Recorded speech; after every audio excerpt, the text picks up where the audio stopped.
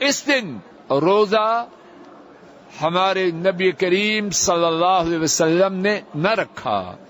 عرفات کے علاوہ 9 ذو الحجہ کا روزہ رکھنا اس کی بڑی شان ہے۔ امام مسلم روایت کرتے ہیں نبی کریم صلی اللہ علیہ وسلم سے 9 تاریخ کے روزے کے بارے میں سوال کیا گیا۔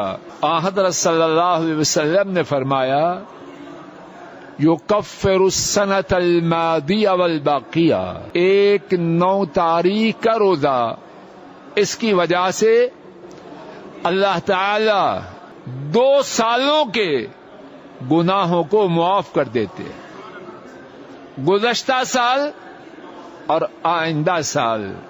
لیکن عرفات میں حضرت صلی اللہ علیہ وسلم نے یہ روزہ نہ رکھا۔ امام بخاری اور امام مسلم روایت کرتے ہیں ام الفضل حضرت صلی اللہ علیہ وسلم کی چچی، وہ روایت کرتی ہے عرفات کے دن لوگوں نے اس بارے میں آپس میں اختلاف کیا۔ کچھ سمجھ رہے تھے حضرت صلی اللہ علیہ وسلم کا روزہ ہے کہ یہ دن روزہ رکھنے سے کہ اس دن روزہ رکھنے سے 2 سالوں کے گناہ معاف ہوتے ہیں، اور کچھ کا خیال تھا کہ حضرت صلی اللہ علیہ وسلم کا روزہ نہیں۔ آپ کی چچی ام الفضل نے دودھ کا ایک پیالہ حضرت صلی اللہ علیہ وسلم کی خدمت میں روانہ کیا۔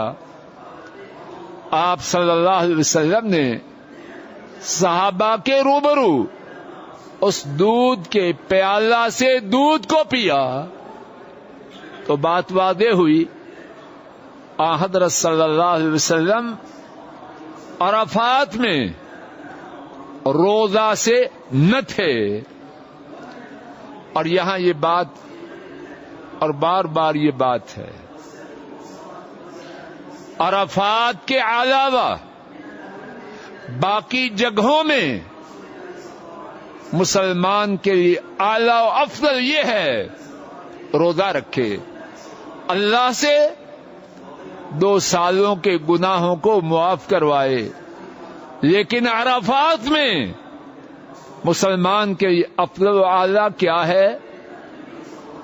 آپ کی سنت کی پیروی کرتے ہوئے روزہ نہ رکھے۔ اعمال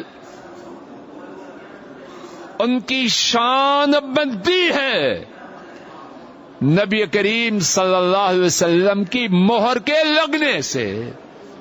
اعمال اپنے اندر یہ صلاحیت نہیں رکھتے کہ آسمان والے رب کی طرف جائیں۔